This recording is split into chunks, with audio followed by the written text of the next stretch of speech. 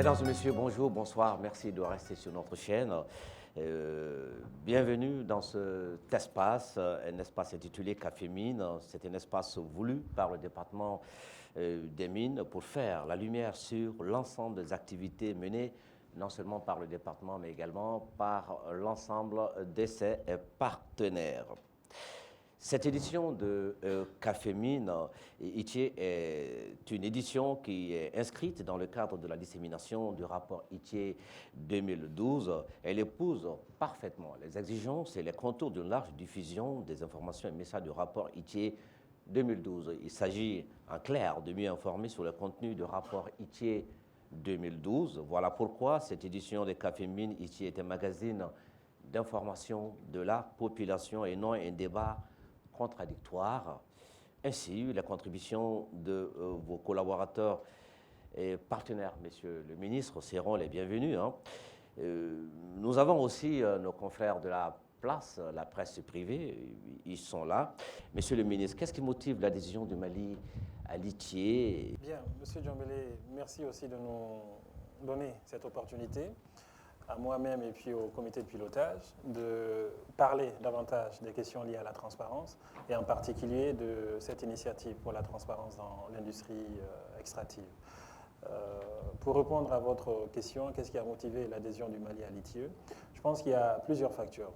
Premièrement, je pense qu'on a eu la chance d'avoir des autorités, nos dirigeants, qui se sont rendus très vite compte que la mauvaise gestion des ressources minières et pétrolières pouvait conduire à de sérieux problèmes dans un pays. Au moment où le Mali entrait en production, certains pays l'étaient déjà, exploitaient de l'or, exploitaient d'autres minerais, des fossiles, comme le pétrole. Et la gestion de ces ressources-là avait posé énormément de problèmes dans ces pays. C'était une mauvaise gestion, c'était une gestion qui n'était pas transparente. Et donc je pense que le Mali a très rapidement pris en compte cette expérience-là et a voulu, à travers nos dirigeants, éviter de tomber dans ce piège-là.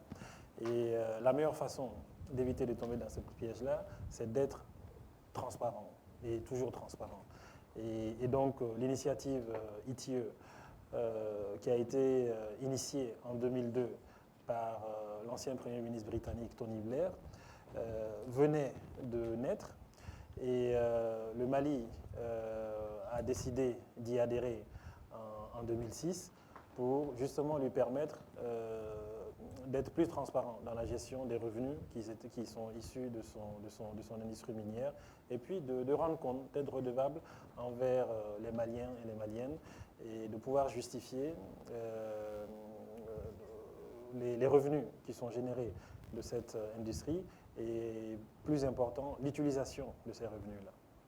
Alors, Monsieur le ministre, c'est bien clair, mais dites-nous concrètement en quoi il est utile de produire un rapport, non seulement pour vous, les gouvernants, les populations, mais également vos partenaires. Je pense qu'il est important de produire ce rapport-là parce à cause de son contenu. C'est d'avoir un rapport qui apprend à tout individu qui le voudrait, qu'il soit malien ou non malien, l'importance du secteur extractif dans notre économie nationale, la contribution de ce secteur-là dans notre économie nationale. Ça, c'est un élément important. C'est un outil de transparence.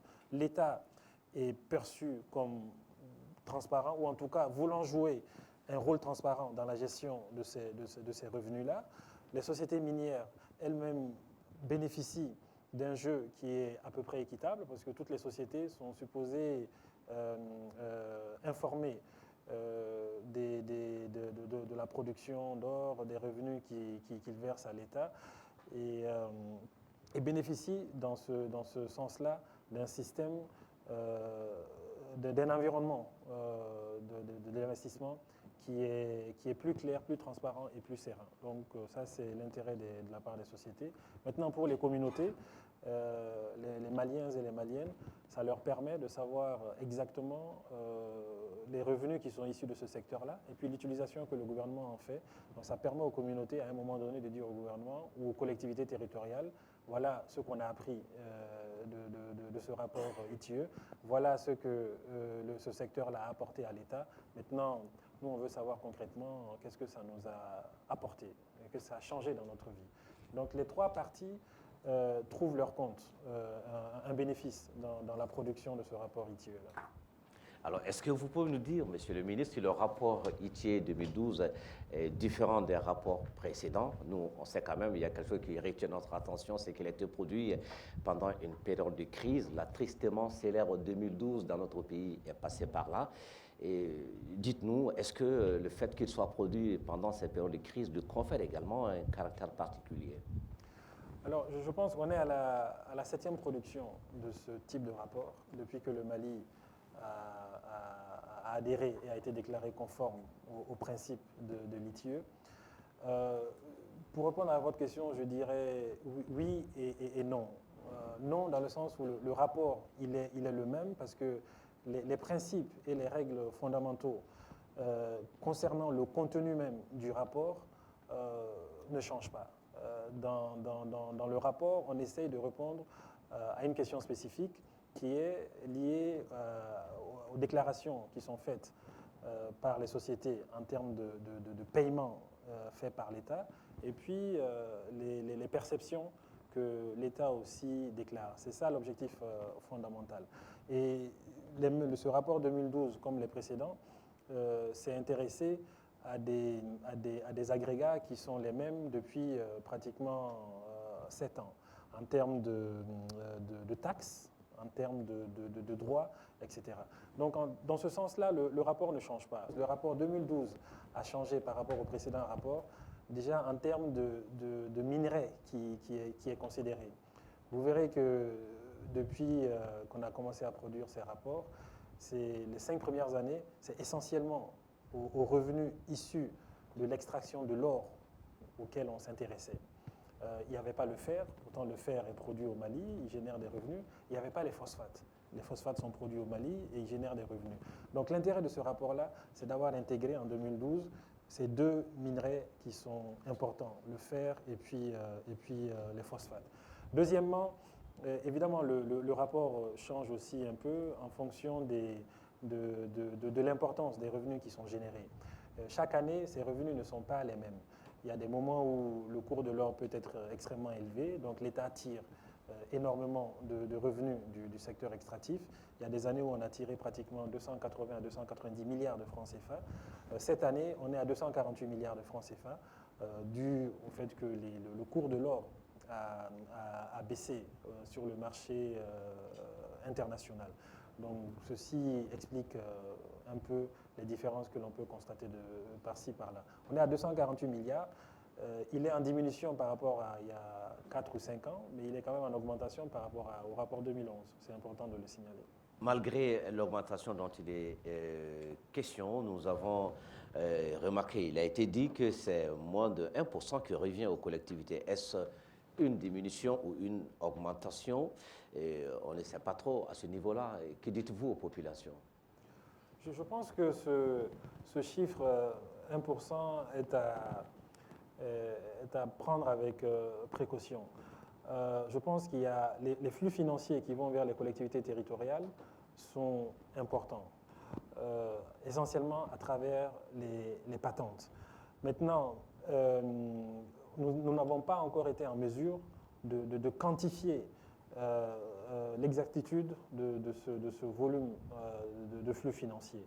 Et donc, je ne suis pas sûr que 1% soit le chiffre exact, mais le travail est en cours.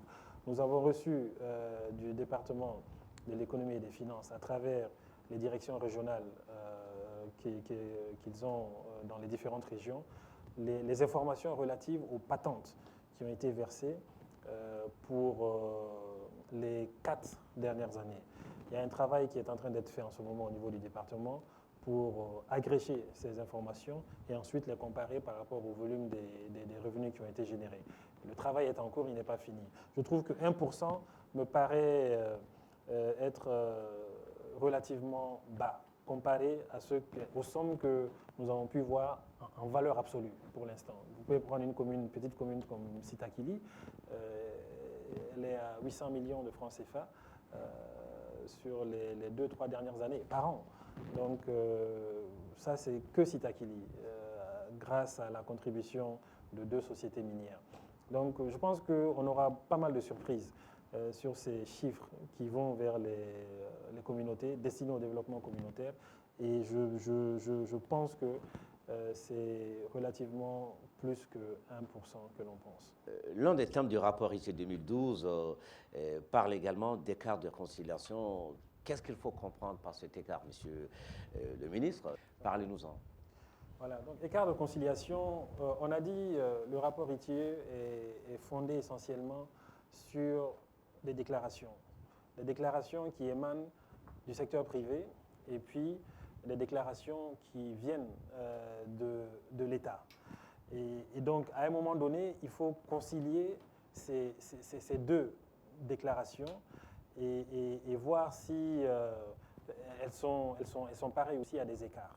Et donc, il se trouve que souvent, très souvent, il y a des écarts entre les paiements qui sont déclarés être versés à l'État par les sociétés minières et puis les recettes que l'État dit avoir reçues à travers ses régies financières.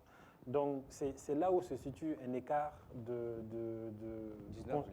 19 milliards de conciliation. Alors, sur 2012, on parle de 19 milliards. C'est un montant qui paraît élevé, mais qui a son explication.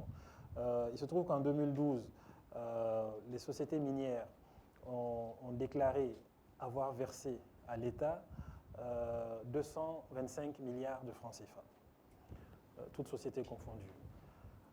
À côté, l'État dit avoir perçu des sociétés minières 244 milliards de francs CFA à travers ces régies. Et donc, il y a une différence de 19 milliards. Ce qui est important de dire, c'est une différence nette positive. Mais il n'est pas possible de savoir qui dit vrai. En fait, il y a une explication très simple qui est liée au fait que l'État, sur une société précise, a procédé en 2012 à un redressement fiscal. Et de ce redressement fiscal est sorti un ajustement de pratiquement 19 milliards de francs CFA. Donc la société, il y a eu le redressement fiscal, la société a dit que voilà, moi je dois payer tant. L'État a pensé que sur le travail, l'exercice qu'il a eu à faire, non, vous deviez payer tant. Et donc cette différence entre la société et l'État, c'est estimé à 19 milliards de francs CFA et l'État s'est directement servi à travers les crédits de TVA. Le problème, c'est que la société n'est toujours pas d'accord parce que le litige est toujours en cours. Donc quand le litige sera épuisé, aujourd'hui on est carrément même en justice, les comptes vont se rééquilibrer. Donc c'est ça qui explique l'écart aujourd'hui. On ne peut pas dire que l'État a tort, on ne peut pas dire que la société a tort ou a raison. La justice, avec les différents éléments qui lui ont été donnés, se prononcera sur la question et le rééquilibrage va se faire. Maintenant, quand vous enlevez ces 19 milliards qui sont liés à ce redressement fiscal, il est important quand même de dire que les écarts de conciliation sont minimes au Mali, ce qui est important et le Mali est à saluer par rapport à cela.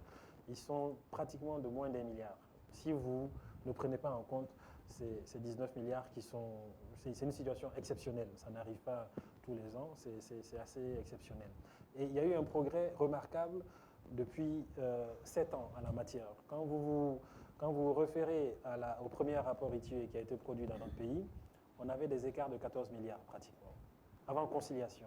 Aujourd'hui, ces écarts, au fur et à mesure, ont été réduits jusqu'à quasiment arriver à 1 milliard de francs CFA si on n'avait pas eu ce litige entre l'État et puis cette société privée suite au redressement fiscal. Alors, cette question, vous venez justement de tenir un atelier de dissémination et une rencontre qui a retenu 5 thèmes. Le premier a porté sur l'augmentation des revenus ITIE. De quoi s'agit-il? Lorsque le rapport est produit, généralement dans notre pays ou ailleurs, ce n'est pas suffisant d'élaborer et puis de rédiger ce rapport-là. Le plus important, c'est que ce rapport-là puisse être publié et disséminé, diffusé. C'est ça qui est extrêmement important afin que l'ensemble de la population malienne puisse en prendre connaissance et si nécessaire, poser des questions. Donc cette rencontre avait pour objectif de se pencher sur ce rapport, ces résultats intéressants, et de définir à partir de ce moment-là une stratégie de communication à mettre en place pour que chacun, d'où il se trouve, puisse avoir l'information sur les résultats contenus dans ce rapport 2012. C'était essentiellement ça, la rencontre que l'on a eue avec le comité de pilotage. Et ensuite, ce comité a proposé un plan, une stratégie de communication autour du rapport qui a déjà commencé. Et cette émission en est une partie. Mais c'est une stratégie qui va de plus en plus, à partir de maintenant, s'intéresser au niveau le plus décentralisé possible. Le rapport ITIE 2012 est prêt, diffusé. Et quelles sont ses faiblesses, quelles sont ses forces? Tout n'est pas parfait, évidemment. Sa force est déjà d'avoir, pour l'État et puis pour le secrétariat permanent des l'ITIE, c'est d'avoir pu publier ce rapport-là à temps, et vous l'avez signalé, dans un contexte qui n'était pas facile à l'époque. Nous étions dans un contexte de crise majeure au Mali, sécuritaire et politique. Malgré tout cela, le rapport a été rédigé, élaboré, publié et diffusé dans les temps qui nous étaient impartis. Ça, c'est une prouesse remarquable. Et puis, les uns et les autres, en particulier le comité de pilotage, est à féliciter et puis à saluer. Maintenant, on peut toujours aller plus loin. Déjà, en termes de champ d'application, je pense que le champ d'application peut être plus élargi qu'il ne l'est aujourd'hui, même si l'ensemble des grandes sociétés minières sont prises en compte aujourd'hui. Les 10 sociétés minières qui sont en production dans notre pays sont prises en compte dans ce rapport ITIE-là. Mais il y a d'autres éléments que l'on pourrait aussi prendre en compte pour renforcer davantage le champ d'application, ce que le rapport ITIE appelle le périmètre d'action. Ça, c'est un premier point. Le second point, c'est la partie liée aux flux financiers qui vont vers les collectivités territoriales. On a jusqu'à présent très peu d'informations sur ces flux financiers-là. Et ils sont importants. Il est important que l'on en prenne compte dans les rapports ITIE. Et jusqu'à présent, leur disponibilité a fait défaut. Ça a fait défaut en 2012, mais ça a fait défaut sur les 7 derniers rapports. Je pense qu'avec maintenant les informations qui nous sont arrivées du ministère de l'Économie et des Finances,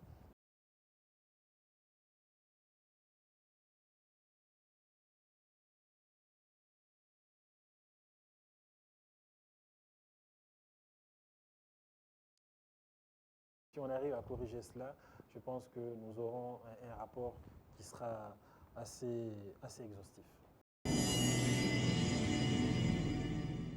Moi, je voulais juste souligner que l'Allemagne, depuis longtemps, accompagne le Mali dans ses efforts dans le cadre de cette initiative. Et nous applaudissons la longue histoire de succès que le gouvernement malien a démontré dans ses efforts.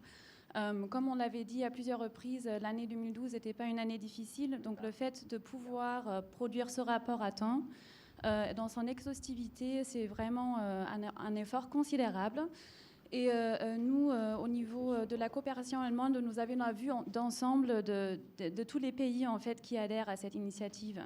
Et le Mali est parmi vraiment les premiers pays, non seulement candidats, mais conformes dans l'initiative aussi, dans l'exhaustivité des informations qui sont fournies et dans ses efforts de dissémination aussi.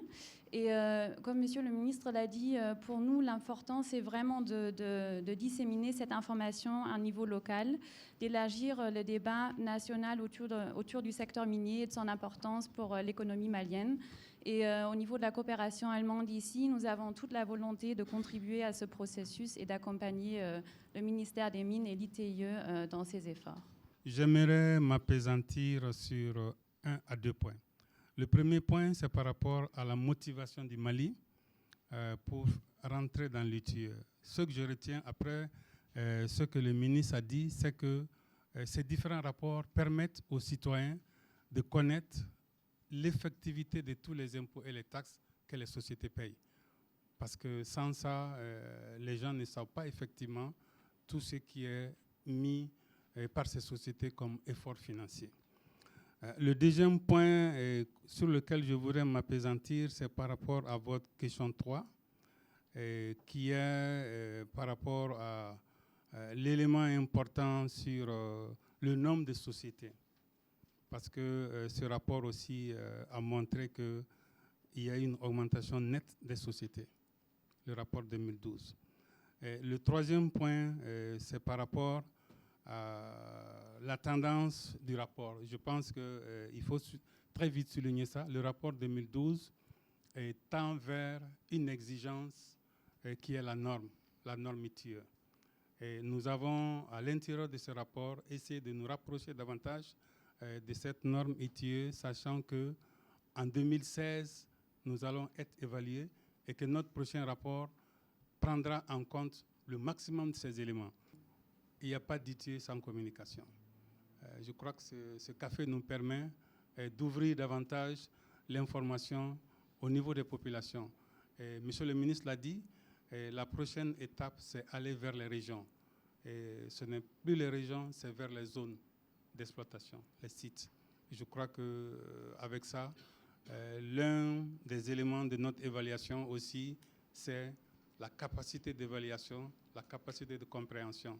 Je crois qu'on est en train d'aller beaucoup plus vers l'accès à l'information sur cette question minière. Le rapport 2012 est un rapport du comité ITIE qui est composé par les représentants de 3 parties, l'administration, la société minière et la société civile. C'est pour dire tout simplement que la société civile se reconnaît dans ce rapport et que ce n'est pas un rapport du ministère des Mines.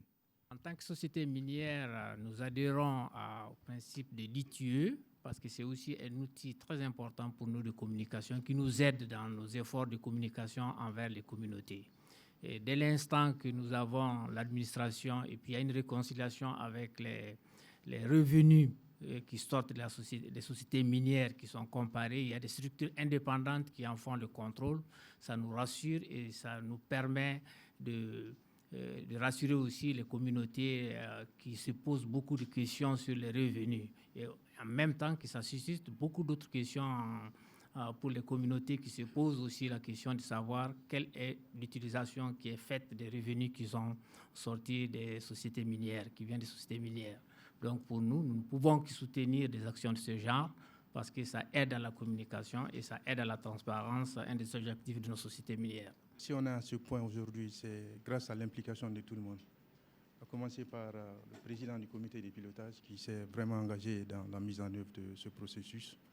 Il y a aussi les partenaires, notamment la coopération allemande. Donc on est reconnaissant envers toutes ces parties prenantes. Le comité de pilotage également qui a toujours été présent quand le besoin est. Je crois qu'après cette rencontre, les citoyens voudraient bien se procurer ce document pour aller en profondeur, le comprendre mieux. Et où peut-il le trouver? Le rapport ITIE 2012, il est disponible où? Alors, il devrait pouvoir être disponible partout à la demande. Dès que un citoyen malien s'adresse au secrétariat permanent de l'ITIE pour l'avoir, la personne devrait pouvoir l'avoir, ou même à ce département-là. Il est disponible aussi sur le site internet du secrétariat permanent. N'importe qui peut y avoir accès à travers ce site-là en se rendant sur le site.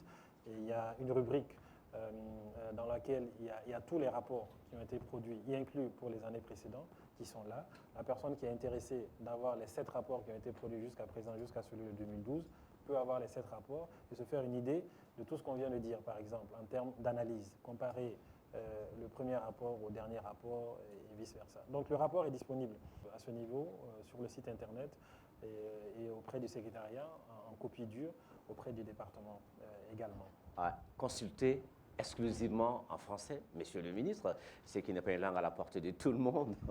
Alors, est-ce que vous pensez un peu à d'autres créneaux, à d'autres systèmes, à d'autres stratégies pour un meilleur maillage de C'est peut-être aussi une des faiblesses, je dois reconnaître. C'est un rapport qui est disponible qu'en français. Je pense que c'était dû au fait que ce rapport a été conçu et destiné au départ à un public cible particulier, mais les choses ont changé depuis. Il est important que ce rapport puisse être connu de l'ensemble de nos concitoyens.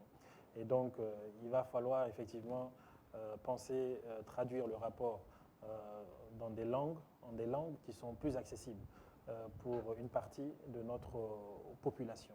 Je pense que ce travail fait partie du plan de communication et de la stratégie qui a été développée par le comité de pilotage. Et nos partenaires sont prêts à nous aider à aller dans ce sens-là, et on va le faire. Mais d'ores et déjà, les missions qui vont aller sur le terrain pourront traduire, en guillemets, en live, les éléments importants de ce rapport à la communauté qui sera en face de la mission. Ils auront le rapport en français, mais ils auront des facilitateurs qui pourront échanger avec les populations concernées dans les langues qui seront appropriées à ce moment-là pour que les populations aussi s'en approprient. Moi, je voudrais remercier l'ensemble des personnes qui sont dans la salle, remercier les membres du comité de pilotage d'avoir pris part à cette rencontre, la presse également.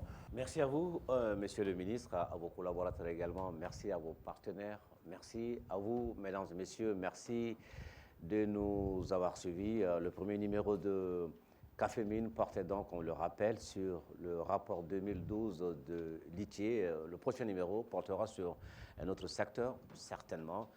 Bon Ramadan et à bientôt. Merci.